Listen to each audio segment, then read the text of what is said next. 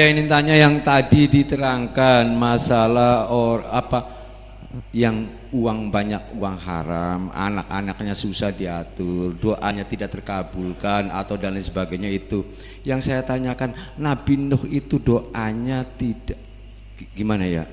Minta sama Allah, ini anak saya Allah, tapi dijawab oleh Allah itu bukan anakmu. Apakah saya harus suudon istilahnya mah, barangkali dari segi makanannya atau apa, atau mungkin faktor-faktor lain. Terima kasih Bu ya. Begini, orang ini semua orang paham daya tahan tubuh, betul nggak? Imunitas, artinya bahwa tubuh kita mampu melawan bakteri, virus, betul nggak? Ada ketahanan tubuh, ada sel darah putih yang aktif bekerja membunuh, ya, menghabiskan virus-virus, ya, serpihan seluler atau juga partikel-partikel asing sehingga kita nggak sakit. Kalau kita merasa lemah, itu kita minum vitamin A, vitamin B, vitamin C, kan begitu. Kalau perlu sudah parah banget, pertarungan sudah sengit, sudah demam, ya antibiotik dan sebagainya. Orang selalu memikirkan imunisasi tubuh, tapi imunisasi rohani tidak pernah terfikirkan. Kita juga punya ketahanan rohani. Kita makan bangkai yang penuh virus, sakit nggak? Ruh kita juga menyantap yang santapannya penuh virus, fitnah, hoax, gosip, kebencian, dendam, kemarahan, membawa virus itu semuanya. Nah, makanan-makanan yang haram bukan virus yang fisik untuk badan, tapi virus dalam rohani kita, menggerogoti keyakinan kita, menghilangkan semangat kita hidup. Percaya nggak? Nah, ini kan jadi lucu, orang kok kenapa sih? Padahal imunitas rohani itu penting. Makanya ngaji penting, berzikir penting, sholat penting, kumpul dengan para ulama penting, kan begitu? Betul nggak? Iya dong. Bagaimanapun juga itu kan kita ketemu sama ulama salehin yang bisa ngasih nasihat, itu kan sama dengan antibiotika, ya kan? Begitu dengan petuahnya, nasihatnya, ya nangsing sabar, kadar gawang urip sesuai ya sudah bersabarlah. Toh kita hidup juga tidak untuk selamanya. Ya kan, maafkan sajalah kesalahan suamimu yang berselingkuh itu. Tapi Pak Kiai sakit, ya sudahlah. Ya seperti itu kan, long sehat lagi, kan seperti itu. Nah ini makanan yang kita makan uang haram itu memang kita belinya di toko yang sehat, ya kan gitu. Ya virus-virus itu nggak ada. Tetapi ruhani kita menjadi keropos lama-lama kena virus. Otak kita juga kena virus. Dikiranya apa sih? Jadi sama ketika perut kita diisi banyak, kita kembung, ya kan gitu. Kita kemlakaran, kita nggak bisa bergerak. Otak kita juga sama, terlalu banyaknya masuk ke dalam memori kita, padat sekali, kita menjadi terganggu emosi kita. Iya, mudah marah, kesenggol aja banting pintu, itu kan kita sedang error. Itu virus. Dikiranya apa sih? Ketika pikiranmu ngeres saja, mikirin kasut saja, dengan hasudmu kamu tidak akan mampu menghafal sesuatu. Lupa semua. Percaya enggak? Iya. Jadi itu virus sama. Pikiran kita juga berselancar ke tempat-tempat yang jorok-jorok, virus masuk juga. Sama aja TV, internet juga sama. Begitu kita mengakses ke situs-situs yang nggak benar, kena error juga. Nggak kelihatan mata kan virusnya kan? Tapi dibuka ada namanya trojan. Dan itu buat ngilang semuanya datanya, seperti itu. Jadi artinya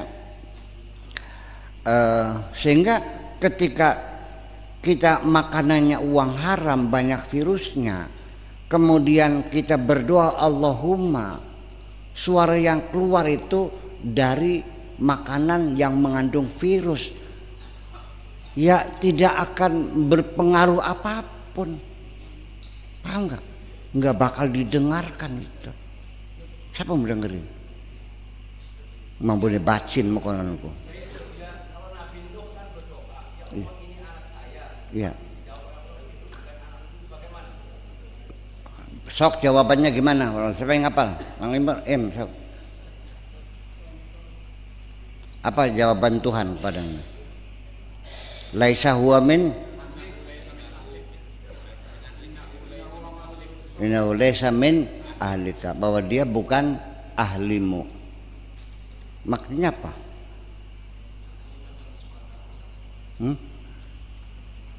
Mungkin nggak bahwa anaknya itu anak selingkuhan?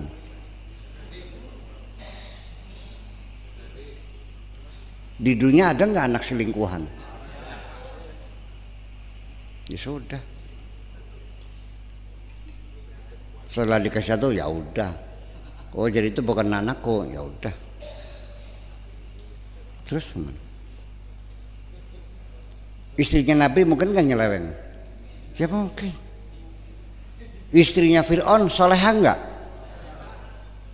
Gak ada urusan. Nah ini saja menjadi masalah. At-tayyibatu lit-tayyibina wa tayyibina lit-tayyibat. Orang baik untuk orang yang baik, orang yang jahat untuk orang yang jahat.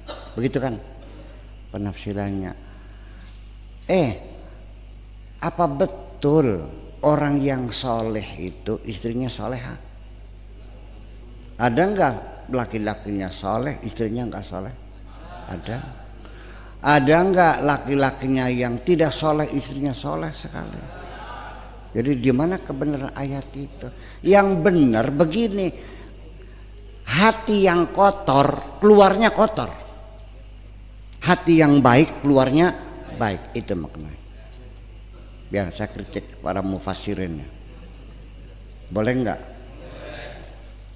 Pinter sirat tapi nggak sampai pinter kita. Ya iya kan gitu. Jadi begitu mana bergeser tidak realistis, nggak ada buktinya. Fir'aun saja punya istri yang salehah kok, ya kan? Kalau Nabi Lut istrinya kemana? Lah ya iya kan kemana? Jadi tidak ada jaminan orang yang saleh istrinya salehah. Tetapi kan gitu umumnya biasanya kalau orang yang saleh istrinya tidak salehah, kalaupun kawin tidak akan berlangsung lama kok. Percaya nggak? Mana tahan, betul nggak? Itu aja persoalannya. Oke, kira-kira begitu. Jadi doa Nabi itu tidak selalu karena tidak dikabul karena makanannya haram. Itu kan maksudnya gitu. Nabi Musa 40 tahun mendoakan Fir'aun suruh hancur, nggak dijawab sama Allah kok. Tetap hebat Fir'aun. Betul nggak? Kiai se-Indonesia baca Hizib Nasor, Pak Harto nggak mati-mati kok, 32 tahun. Ayo ngebul kabeh sedekah. Lah iya kenapa? Ya Allah lebih tahu. Mungkin diperpanjang kekuasaan Fir'aun itu ya karena Fir'aun sangat sayang sama rakyatnya. Dia selalu mikirin bagaimana makanin rakyatnya. Adapun kejam kepada Bani Israel itu mau urusannya. Betul nggak? Ya mungkin Pak Harto juga begitu sampai 32 tahun saking apanya. Ya karena dia mikirin bagaimana rakyat kita bisa makan, bagaimana bisa kondusif, bisa aman, stabil kan begitu. Iya kan? Ternyata kan Hizib Nasrani beli mempan kan. Jadi bukan karena makanan. Ya begini, orang yang makanannya haram-haram sulit dikabul. Tetapi jangan dibalik itu. Makanya logika lagi berbicara ini ilmu logika. Jangan dibalik, kalau orang doanya dikabul berarti makanannya haram. Ya salah begitu mah. Ya kan? Nah gitu, ini hukuman kebalikan. Makanya tidak laisa minal lazim isbatul muqaddam isbatut tali. Ya, jadi tidak mesti kalau A itu sama dengan C berarti C sama dengan B. Itu jangan dibolak-balik dong. Jadi tidak seperti itu membuat logika. Barang siapa yang beriman kepada Allah maka hormatilah tamunya. Oleh karena dia menghormati tamu maka berarti dia beriman. Oleh karena dia tidak beriman maka dia tidak menghormati tamu. Begitu logikanya. Ya enggak dong. Orang beriman mungkin enggak tidak menghormati tamunya. Mungkin enggak orang yang menghormati tamu tapi tidak beriman. Apakah ada kaitan iman dengan menghormati tamu? Enggak ada. Kok dikaitkan? Itu saking pentingnya penekanan khusus dikaitkan dengan iman. Saya mengatakan kepada anak saya yang selalu ngelawan, umpamanya anak perempuan kita ini datang dengan bawa kekasihnya yang rambutnya dikepang, ya, yang bajunya ditempelin tutup botol kerancang kerincing, dilarang, maksa. Akhirnya saking marahnya ibu, ya sudah kalau kamu maksa mau kawin dengan lelaki yang kayak kuda dikepang semacam itu, pilih. Kalau engkau masih mengakui aku adalah ibumu, lepaskan lelaki itu. Ternyata dia tidak mau melepaskan, tetap dengan lelaki itu. Mas ibunya enggak dia? Oh, paham. Yang semacam itu dia mesti paham itu. Jadi jangan cari kesimpulan sendiri. Kullu bid'atin dolalah. Mana batasannya? Apa pasti semua bid'ah dolalah? Wa kullu dolalah final. Apa pasti setiap dolalah itu final? Itu kan dibuat sendiri.